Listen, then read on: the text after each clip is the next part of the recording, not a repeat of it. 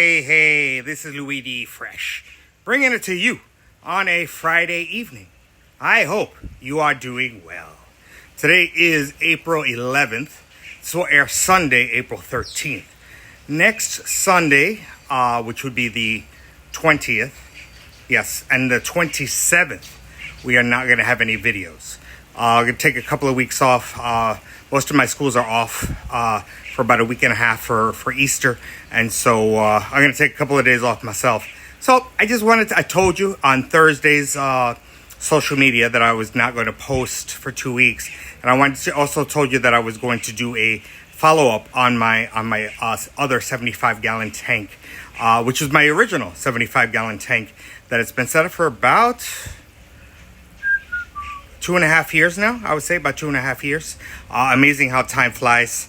And this is one I had all trials and tribulations with. And especially, I think it was Christmas of 2023, I believe it was, that we had that bad cold front. I lost about half the fish in here and all that. And I find it's doing very, very well. And I wanted to do a follow-up because I wanted to show you something new. Again, again, this is April 2025. Whenever you're watching this 2035, 2045, 2055 or beyond, whatever this major search thing is of the day, that's what I've used. Like right now, the major search thing of the last couple of years, I just found out about it, last few years, I guess, is ChatGPT. But I use ChatGPT, Google, YouTube, as your friend. And I told you I'm not going to put any more background music on my YouTube videos. I keep getting these copyright things, so I'm avoiding that. But I wanted to show you how pretty she's gotten, and I wanted to show you that something that I added. The sun is setting, so right now is literally the best time. I didn't really want to do it. I'm a little tired, but I said, you know what? Now is the best time. This plant has, as my wife said, let me get bigger. This is part of the whole thing, because those are my big boys and big girls, as I call them. This plant has really popped. It goes back there. This plant has literally doubled in size, literally. It's because I water it every day, a little TLC. But again, remember, my little mini ponds are right there. My turtles, which I got to do a little follow-up thing, they're doing really well. But today's video is about this tank. I'm going to try to angle it. The two new really three things. One here is the pothos, or as they call it here in South Florida, the malanga. I looked at it. I've seen several tanks with this on YouTube. And what is really, as you see there, my gold dojo loach that just ran away. These roots, I get a better view than last week's video. These roots really take out the nitrates from the water and the nitrites. And it really cleans up the water really nicely. Being that this tank is overcrowded, and so I try to get as many plants as I can really in here. And the other thing is here is the lucky bamboo. You see, even though I only get about an hour and a half or so, even during the winter, the leaves will burn off some. But you see there's new growth. I'm sounding like Dustin's planted tanks, but there's new growth there, even though that's dying off again because of the sun. But again, the roots down here will purify the water some. As you remember last week, I showed you this plant over here. The plant, by the way, is doing very well, the Amazon sword. But there's a lot of Anacris over here, or Elodia. And I've been throwing, I just literally did a trimming job today, as you can see over there. And I did a little trimming job over here. But some of this Elodia, or the Anacris, I've been throwing in here. Now, you may say, why? That's a third change. Actually, it's 4 changes. The reason is, and you see my little angelfish here, is because of the blackberry silver dollars. They have told you in the past, I may do because you can find very little information on these guys. They are a rare fish. I bought this one little guy, about the size of a U.S. nickel, and now I would say it's the size of an American silver dollar.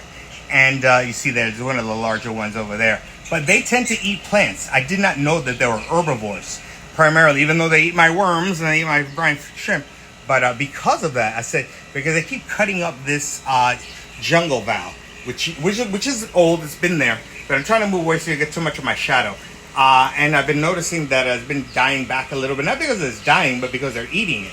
But I noticed since I have been putting it in the Anacris, or Elodia, on top of here. That's all from that tank. That's a lot of plants. I noticed that they have been chewing on this more, and because it's such a fast growing plant, you really can't notice too much of the change because it does grow so quickly, literally daily. And I guess the last big change is this. I took out what I had here. I had some I guess ornaments hiding my coolie loaches. My coolie loaches are hiding inside the jungle valve. You really have to come out here like in the middle of the night and you'll see a bunch of the coolie loaches running around. But I decided I wanted something more authentic. I've always preached authenticity, and I put in this piece of African bobitis. Bobitis is the name of this plant, and it is from Africa. And I got it in the fish farm, and I was they still have some for the people who live in South Florida, and I love it. I thought it was entirely too big. I was like, oh my god, this thing is huge. And it is. It's absolutely huge. But to be honest with you, the fish in general have gotten more comfortable being in the middle of the tank. They would hang out more here. They would hang out more here, and only come here when it's time to eat.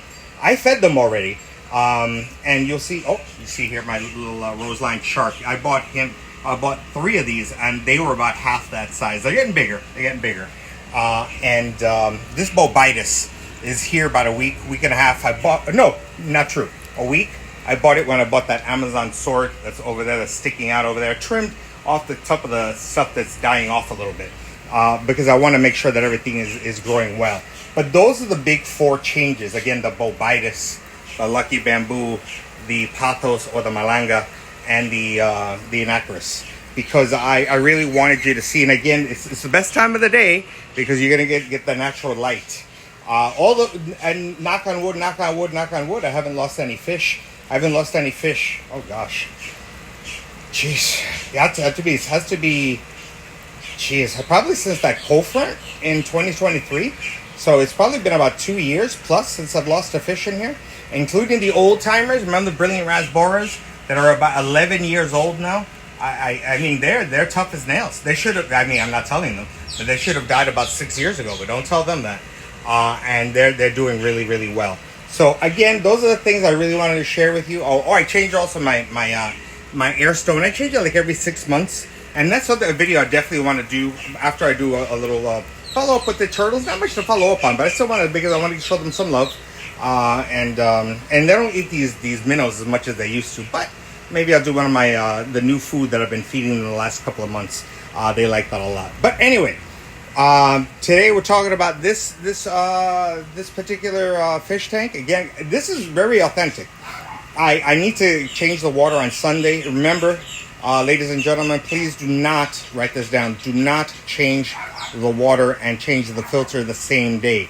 It's too much of a change. So tomorrow I'm going to change out the filters. I'm the only ones that I am going to change out the filter and the water there. And these are the sponge filters. I'm going to change those out. And this one also, I'm just going to change the filter. These 2 and my pea puffer tank. Look at my archives. Those I will clean out on Sunday. Excuse me. I always wait a day after I clean out the filter. That is a canister filter, which also I need to do a video on. Thanks to Carolyn, who from the fish farm, who recommended this and got it for me and set it up. But I guess one of the really last things I want to show you, the authenticity of it all, because there is a UV sterilizer bulb in there, so the water doesn't turn as green. You see it turns a little more green on that side, and I got to mess around with the algae because the water is not very green because of the UV sterilizer, but you see the walls are indeed filled with algae, and I clean that algae off once a week. I scoop out algae, and I got to scoop out some more algae. Check it out. This is the first time, and that includes this tank over there. This is the first time I can honestly say in 2.5 years that I don't have to scrape the algae on the walls. Look at that. I could, but I don't need to. And that is the proof one more time about the importance of having live plants in your aquarium. And especially in this day and age where you could have what do they call I can't think of the name of the lighting now. I'll probably put it when I remember I can't think of the name of it. But now in this day and age of being able to grow plants indoors, and me being outdoors, you got to have live plants. So we're going to take a quick look on the 10-minute mark. Take a quick 30-second, and we'll finish it up. And we'll see you on Tuesday, please God. Again, always please God, on Tuesday, April 29th, 2025. And again, thank you to all my followers, my 8,000 plus followers on YouTube, and my tens of thousands of really followers on social media. Thank you.